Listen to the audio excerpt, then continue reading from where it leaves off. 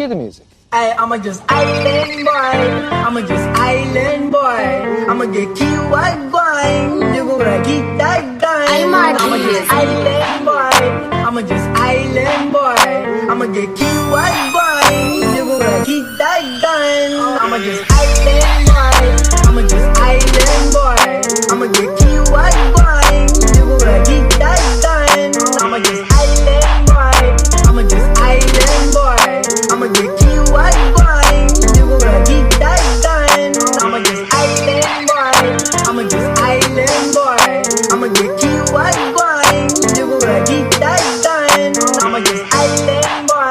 I'm just island boy. Ladies and gentlemen, it looks like we are live. Welcome back to another live episode of the Mining Market Signal. My name is Seth, and you're watching the Mine Your Biz channel. If you're watching this live, you're on YouTube. If you're watching this pre-recorded, you may be on either YouTube or Odyssey. Feel free to check the links in the channel description. There's a quick link in this channel's main overview page for you to subscribe to us over on Odyssey as a backup should we ever need to just publish there in the future. That said, this is going to be a, I don't know, it's going to be a touchy topic for a lot of people. We're going over our full market overview, including fear and greed index, everything else you've come to expect from this live segment. But we are going to talk a little bit about just the realities of dealing with cryptocurrency in the modern world. And part of that is, specifically, you gotta pay your taxes. Whoa. There we go. We got a little bit of feedback from the other side of our broadcast. Let me jump out of the way and show you the Fear and Greed Index. Guys, the Fear and Greed Index is currently a score of 50. This was updated as of 5 p.m. Pacific time last night, and it will reset tonight at 5 p.m. Pacific again. So this is a 24-hour recalculation of the general sentiment across Twitter and Reddit regarding all cryptocurrencies, but especially Bitcoin and Ethereum. Let's just be very, very real for a minute. Bitcoin and Ethereum kind of dominate the markets right now. I know there are up and coming platforms for smart contract usage. We're going to talk about those on the DeFi Llama update. And I know that there are other like sovereign pure currency plays that they always say, right, we're going to be the next Bitcoin. We're going to dethrone Bitcoin, and Bitcoin really isn't that special, or whatever it is they have to say about it. But let's just be eyes wide open. Bitcoin and Ethereum dominate the market cap. They dominate the network effect. They dominate the traditional investor's mindset. They dominate the retail investor's mindset. They can be found everywhere from pop culture to MTV, if that's relevant anymore, Netflix miniseries, across all of the publishing platforms and across every major publication. You can find the greatest keyword density and the greatest number of mentions and people at least somewhat trying to understand what these things are across those two assets. So if we ignore Bitcoin and Ethereum, primarily, we show that we're out of touch, really. We can't just say like, oh, Bitcoin is like the MySpace of cryptocurrencies and what's going to be the Facebook. You really want to compare your crypto to Facebook right now? I don't. Whatever. I mean, sorry, Meta. Whew. Yeah. Brian says, dislike this Fed. Hey, I appreciate that. We're going to talk about this in more in depth because it is nuanced. So I'm glad that you came here, and I'm glad you came with that.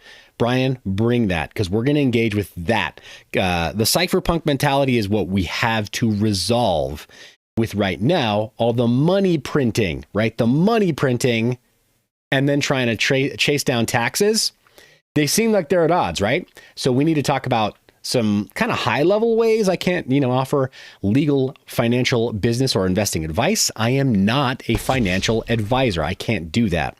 And so I would be in trouble if I came onto this live stream and I told you the opposite. Hey guys, definitely be sure you don't pay your taxes.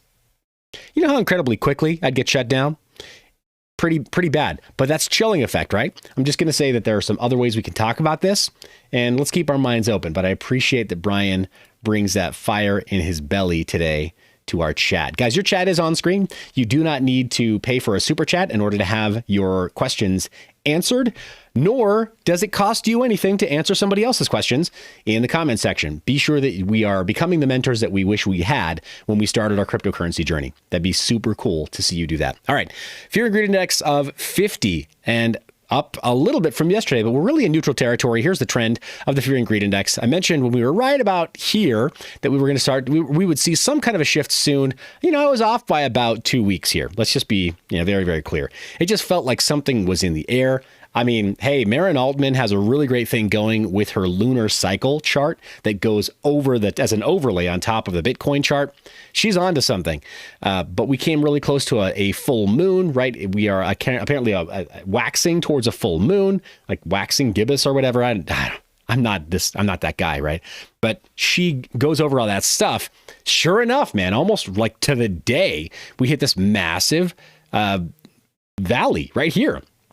According to like this lunar overlay chart, bros, sisters, like apparently the Farmer's Almanac is better than your current news station at predicting whether or not you're going to have a freeze for a given season when you're planting or working in your home garden. And apparently astrology is better for figuring out the fear and greed index than technical analysis is. Like, wow, yeah. Teaspoon Miner says waxing equals becoming more visible. Yep, I get it. So waxing and waning. I know those two terms. What I'm not familiar with is waxing gibbous, waning gibbous, and then or like a waxing solar full moon or a waxing lunar full moon. Apparently it's more nuanced than that. Like I don't pretend to know astrology well at all, right? Like can't even fake it. Not even here on YouTube, right? Maybe I could read it up on Wikipedia or something and try, but like I don't know why I would, right? Guys, you know me. I'm going to try to keep it real if I can. But here on the fear and greed index, pardon, I'm still working through the last bit of that cold. Fear and greed index, it's pretty close to that lunar chart, though. Kind of unreal, guys. I'm shocked, but